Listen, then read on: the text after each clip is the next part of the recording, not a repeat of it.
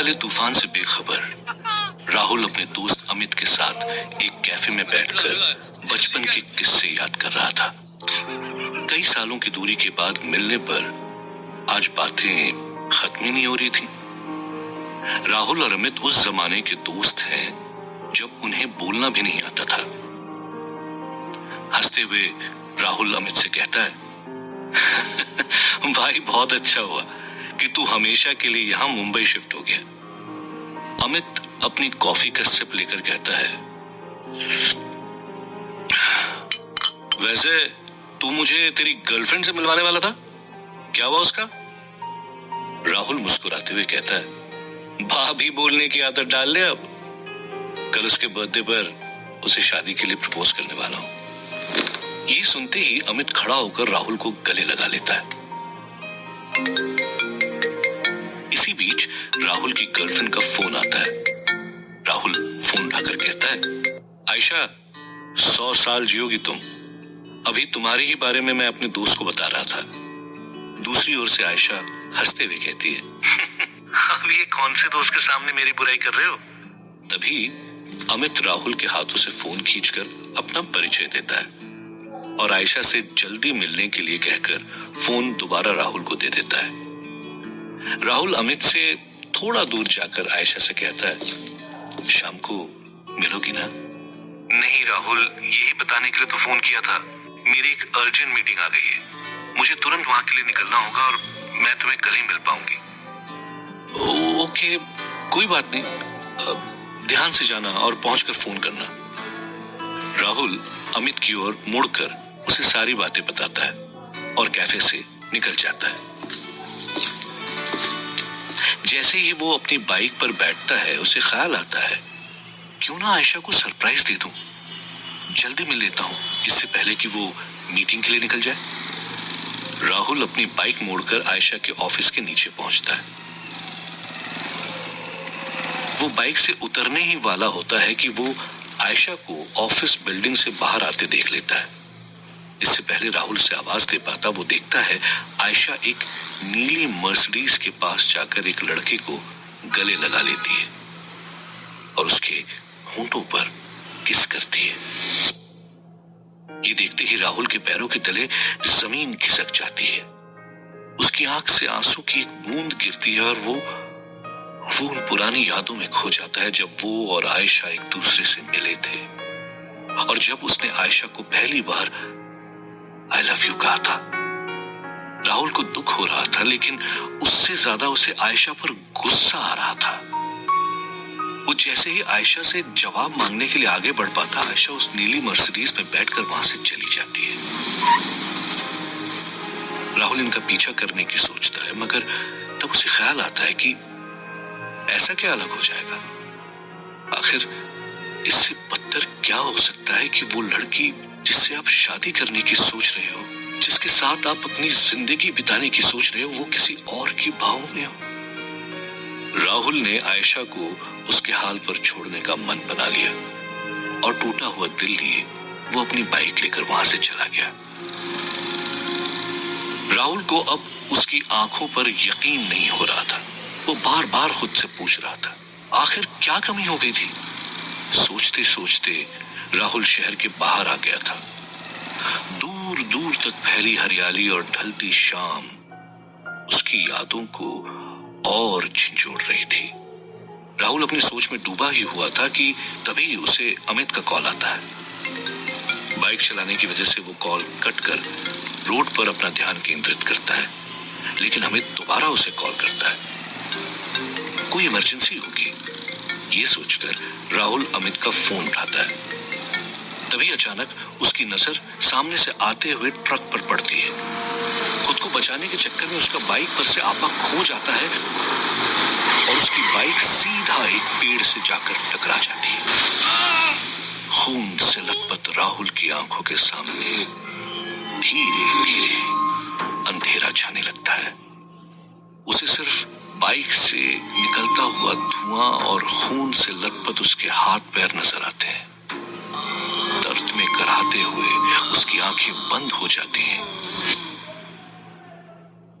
अगले ही पल राहुल की आंखें खुलती है वो झट से अपने आसपास देखने लगता है, अपने आप को एक अजीब सी दिखने वाली गुफा में, जहां सिर्फ मशालें लगी हुई हैं, वहां पाता है। ये मैं कहां आ गया? सोचते सोचते जैसे ही राहुल आगे बढ़ता है, वो देखता है उसके सामने एक लंबी लाइन लगी हुई है, जहां दूर कोई शख्स खड़ा है, जिसे लोग बारी बारी मिल रहे हैं और उसके सामने गिड़गिड़ा रहे हैं। शायद ये आदमी यहाँ का केयरटेकर होगा। अब इसी से पूछता हूं। ये सोचते हुए राहुल आगे लाइन में लग जाता है।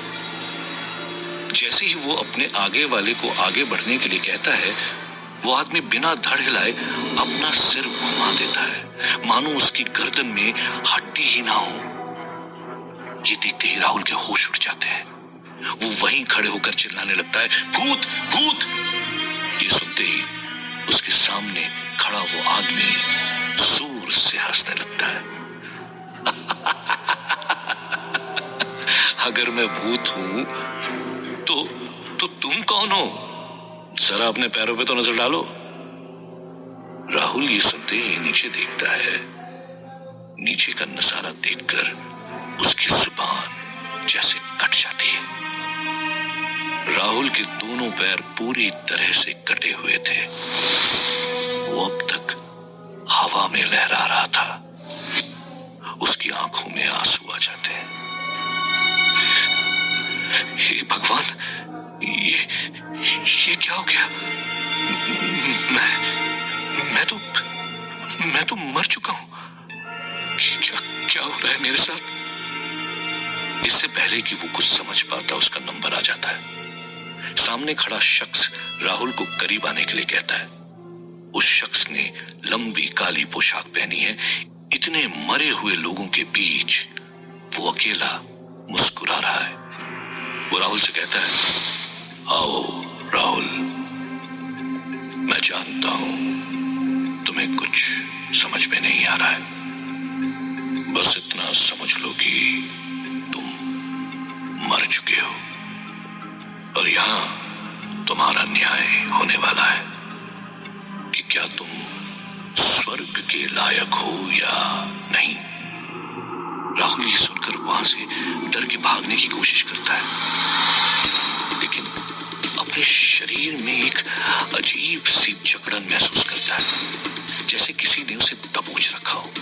वो मुड़कर देखता है, वो शख्स जो काली पोशाक में था राहुल की ओर मुस्कुराते हुए देख रहा है। उसने राहुल को अपने बड़े बड़े पंजों में जकड़ के रखा है। प्लीज प्लीज मुझे छोड़ दो। राहुल की फरियाद सुनकर शख्स जोर जोर से हंसने लगता है।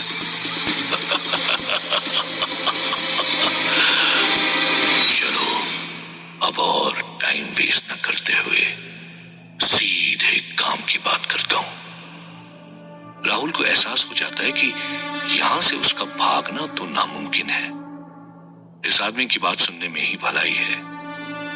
वो आदमी राहुल को कहता है, मेरा नाम नरकदूत है। मैं यहां लोगों को कर्मों के फल देता हूं, मगर तुम एक स्पेशल केस हो, इसीलिए तुम्हें स्पेशल ट्रीटमेंट भी मिलेगी। राहुल ये सुनकर अचंभे में आ जाता है। मैं कुछ समझा नहीं। नरकदूत मुस्कुराते हुए कहता है, तुम्हें मैं पृथ्वी लोक दोबारा भेजूंगा, पर शर्त यह है कि तुम वहां हमारे लिए काम करोगे, एक नरकदूत बनकर, जिसका काम होगा पापियों को मारना। राहुल ये सुनते ही गिड़गिड़ाने लगता है। मारना? अरे मैंने मच्छर तो को कभी नहीं मारा है, इंसानों को कैसे? ये मुझसे नहीं होगा। राहुल की ना सुनते ही नरकदूत गुस्से से आग बबूला हो उठता है। वो चुटकी बजाता है और अचानक से उसकी सुनसान सी गुफा चीखों से भर जाती है। राहुल देखता है कि उस गुफा में मीलों दूर तक लोग लोग हैं जिन्हें मारा पीटा जा रहा है, उन लोगों को उनके कर्मों की सजा दी जा रही है। वो सिर घुमाते ही जब नरकदूत को देखता है तो वो नरकदूत अब एक विशाल राक्षस बन चुका था, जिसके सर पर बड़े बड़े सींग थे। उसका शरीर खून समान लाल था और आंखों से आग बरस रही थी। वो गुस्से में राहुल से कहता है, अगर तुम मेरी बात नहीं मानोगे तो तुम्हारा भी यही हाल होगा। नरकदूत राहुल को उठाकर खौलते हुए तेल के कढ़ाई के ऊपर लटका देता है। अगर बात नहीं मानी तो इसी खौलते हुए तेल के अंदर तुम्हें फ्राई कर दूंगा। राहुल डर के मारे हाँ कह देता है। तुम जो कहोगे मैं करूंगा, प्लीज प्लीज मुझे फ्राई मत करो। ये सुनते ही नरकदूत चुटकी बजाता है और फिर सब पहले जैसा हो जाता है। तो तुम्हें मैं ऊपर भेजूंगा। तुम्हें उन लोगों को मारना है जिनके ऊपर लाल एक्स मार्क होगा। याद रखना, एक पापी हर रोज। राहुल इससे पहले कुछ बोल पाता वो नरकदूत अपनी चुटकी बजाता है और राहुल अपने आप को फिर से पृथ्वी लोक पर पाता है। आसपास का माहौल देखकर राहुल के चेहरे पर मुस्कुराहट आ जाती है। वो जैसे ही आगे बढ़ता है उसे एक आदमी नजर आता है जो एक गरीब आदमी को खाना खिला रहा था। राहुल देखता है उसके ऊपर वो एक्स, वो क्रॉस का निशान है।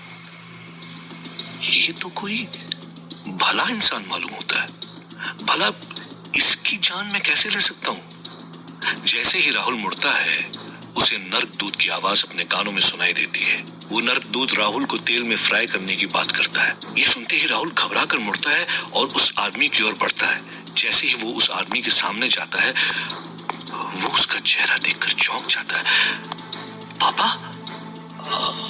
आप यहाँ? वो इंसान कोई और नहीं, राहुल के अपने पापा थे। वो राहुल की ओर मुस्कुराते हुए कहते हैं, अरे राहुल, कहाँ था रे तुम? कब से तेरी माँ और मैं परेशान हैं? तेरा फोन भी नहीं लग रहा था। आयशा के भी कितने कॉल आए। ये सारी बातें राहुल के कानों के अंदर जा तो रही थी, पर वो इतना हैरान था कि उसे कुछ समझ में नहीं आ रहा था। वो वही बुत बनकर अपने पापा के सामने खड़ा रहा। राहुल के पापा उसे जोर से हिलाकर होश में लाने की कोशिश करते हैं। अरे राहुल, कहाँ खो गया है? राहुल के होश आते ही वो पापा को गले लगा लेता है। इससे पहले राहुल ने कभी अपने पापा को गले नहीं लगाया था। उसका ये रूप देखकर राहुल के पापा भी हैरान हो जाते हैं। चल चल, ठीक है, अब घर चल, तेरी माँ इंतजार कर रही है। राहुल उसके पापा के साथ उसके घर की ओर बढ़ता है। वो रास्ते में यही सोच रहा था कि कैसे इस काम से बचा जाए। भला मैं कैसे अपने पापा की जान ले सकता हूँ? उसी पल राहुल और उसके पापा घर पहुंचते हैं। दरवाजा खुलने का इंतजार करते हुए राहुल यही सोच रहा है कि बस मम्मी के ऊपर वो लाल क्रॉस न बना हो। जैसे ही राहुल की माँ दरवाजा खोलती है, राहुल की जान में जान आती है। उसकी माँ के ऊपर वो लाल क्रॉस नहीं था। घर में सबके साथ वक्त बिताकर राहुल अपने कमरे में जाकर नरकदूत को याद करता है। तो अगले ही पल वो नरकदूत राहुल के सामने आ जाता है। बोलो, काम हो गया? राहुल गुस्से में उससे कहता है, अपने बाप को कोई मारता है भला? मैं ये नहीं कर पाऊंगा। वो नरकदूत राक्षस में बदलने ही वाला होता है कि राहुल से शांत करते हुए कहता है, अरे रुको जरा यार, तुम तो मतलब मौका ही ढूंढते रहते हो राक्षस रूप में आने का। वो नरकदूत शांत होते हुए कहता है, तुम्हारे पास बस 2 घंटे बचे हैं दिन खत्म होने के लिए।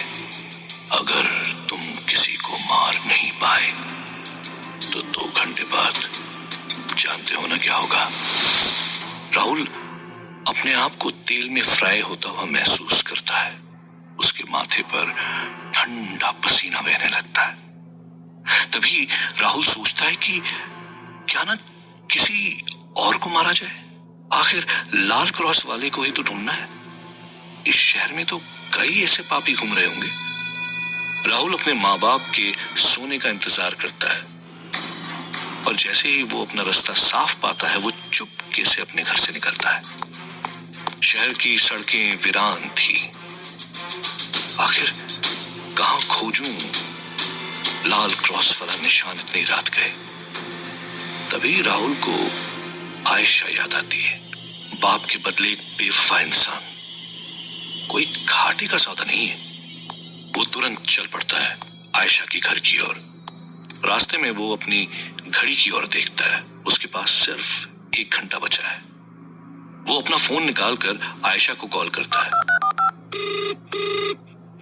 आयशा फोन उठाकर तुरंत कहती है, कहाँ थे तुम कब से गायब हो, जानते हो मैं कितनी परेशान हो गई थी। आयशा उसे डांट ही रही होती है कि तभी राहुल उसे बर्थडे विश करता है और मिलने के लिए कहता है। उस पर आयशा घबराकर कहती है, अभी नहीं, मेरे पेरेंट्स हैं घर पर, हम कल मिलते हैं ना। आयशा के पीछे से किसी की हंसने की आवाज राहुल को आती है। राहुल समझ जाता है कि वो शायद उस नीली मर्सिडीज वाले के साथ है। ठीक है, तुम आराम करो, मैं कल मिलता हूं।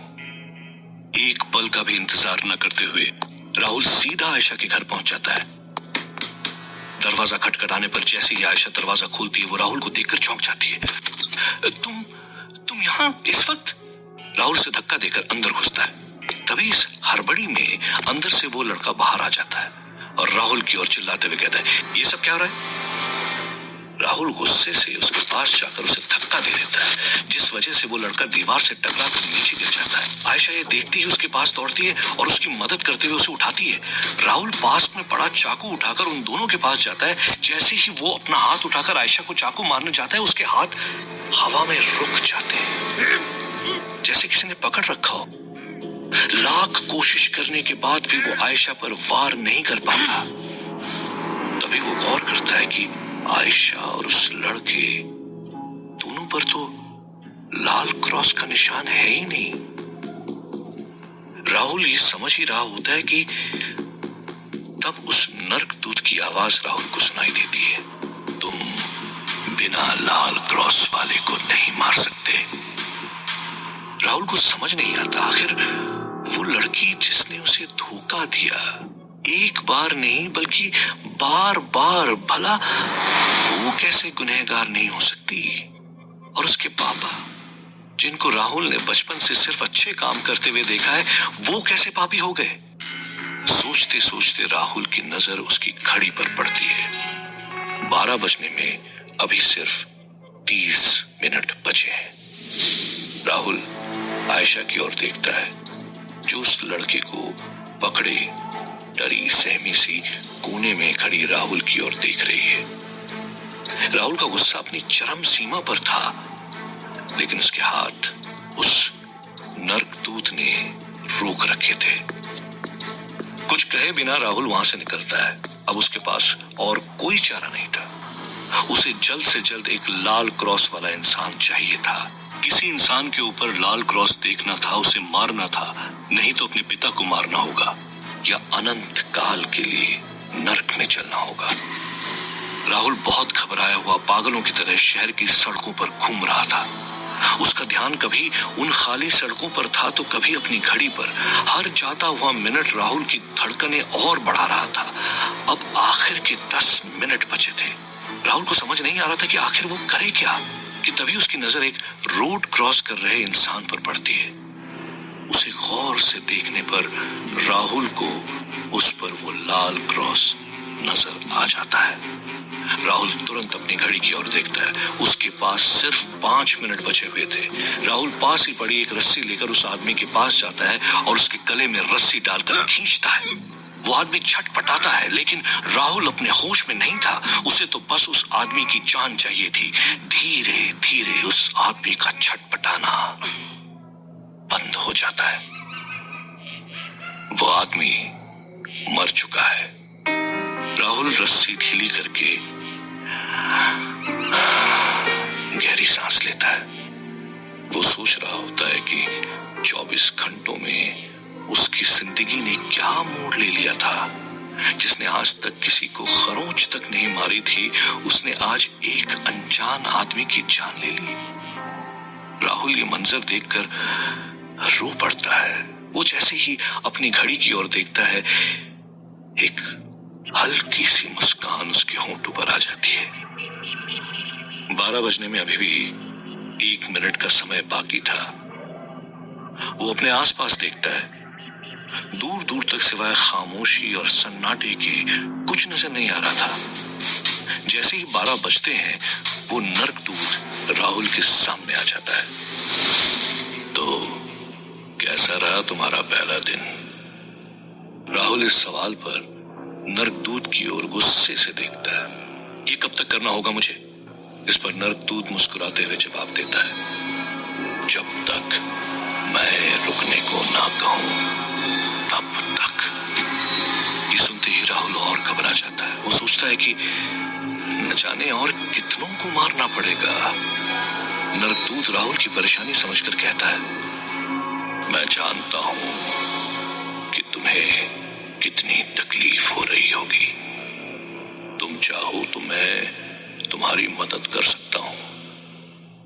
ये सुनते ही राहुल के चेहरे पे थोड़ी परेशानी कम होती है। वो उठकर नरकदूत के पास जाता है। कैसी मदद?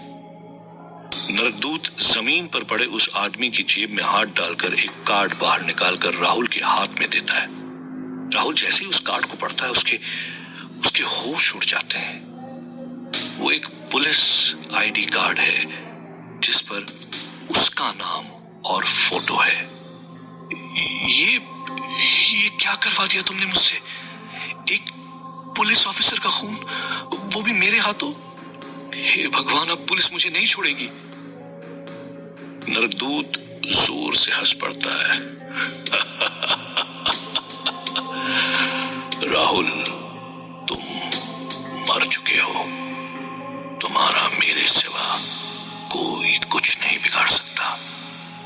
खैर, मैं कुछ ऐसा करता हूं कि तुम इस आदमी की जगह ले लो।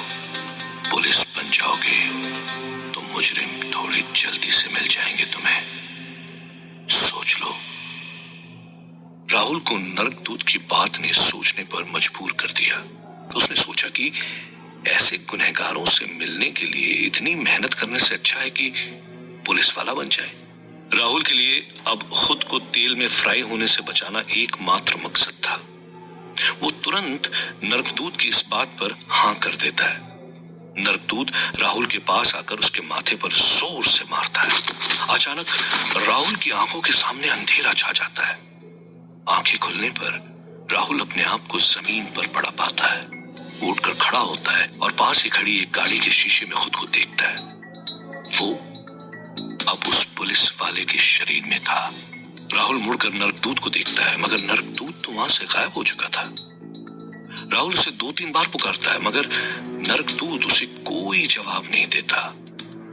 राहुल अपनी जेब में हाथ डालकर वो कार्ड दोबारा देखता है। वो देखता है कि इस पुलिस वाले का नाम भी राहुल था। वो मुस्कुराकर कहता है, अजीब इत्तेफाक है। एक राहुल ने दूसरे राहुल को मार दिया। कार्ड के नीचे दिए हुए पते पर राहुल बढ़ चलता है। जैसे जैसे वो अपने घर जा रहा था, वैसे वैसे उसे इस पुलिस वाले की यादें दिखाई दे रही थी। उसका घर, उसका परिवार, उसकी जिंदगी, सब राहुल की आंखों के सामने एक फिल्म की तरह चल रही थी। राहुल को पता चलता है कि अब वो एक खुफिया फोर्स का हिस्सा है, जो पुलिस तो है, लेकिन सिर्फ बड़े बड़े कामों को अंजाम देने के लिए है। उसके घर बार में उसके माँ बाप और एक छोटी बहन है। फिर भी वो हमेशा से अकेला रहता था। भला ऐसे इंसान ने ऐसा क्या काम किया था जिससे उसके ऊपर लाल क्रॉस आ गया? इसी सोच विचार के बीच वो अपने क्वार्टर्स पहुंचता है और दरवाजा खोलकर अंदर चला जाता है। राहुल घर का मुआयना कर ही रहा होता है कि दीवार पर लगी कुछ तस्वीरों पर उसकी नजर जाती है। इंस्पेक्टर राहुल का जीवन अब इस राहुल के सामने था। राहुल कपड़े बदलकर सोने की कोशिश करता है, मगर इतना सब कुछ होने के बाद भला उसकी आंखों में नींद कहां आती? एक नए सवेरे की उम्मीद लिए राहुल अपनी आंखें बंद कर लेता है। जब सुबह उसकी आंख खुलती है तो वो कपड़े पहनकर अपने दफ्तर की ओर निकल पड़ता है। रास्ते में उसे एक लड़की मिलती है। अरे राहुल, कैसे हो? उस लड़की के पूछते ही राहुल स्तब्ध हो जाता है। अपनी यादों में खोजने पर उसे उस लड़की के बारे में पता चल जाता है।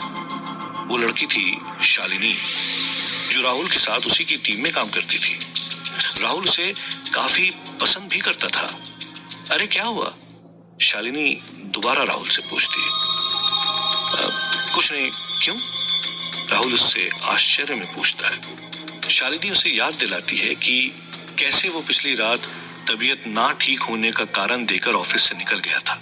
तभी राहुल को अचानक वो बात याद आ जाती है। हाँ, अब मैं बिल्कुल ठीक हूँ। ऑफिस पहुंचने पर वहां बाकियों से राहुल की मुलाकात होती है। शालिनी राहुल को आज एक मीटिंग के बारे में बताती है। उनकी मुलाकात आज एक नए कमिश्नर से होने वाली थी, जिनका तबादला हाल ही में हुआ था। राहुल और शालिनी तुरंत कमिश्नर की केबिन की ओर बढ़ते हैं और जैसे ही वो अंदर जाते हैं, राहुल चौंक जाता है। उस कमिश्नर के ऊपर वो लाल क्रॉस बना हुआ था। कमिश्नर जैसे ही राहुल और शालिनी की ओर मुस्कुरा कर देखता है, राहुल के कानों में उस नर्कदूत की आवाज सुनाई देती है। तुम्हारा वक्त शुरू होता है अब।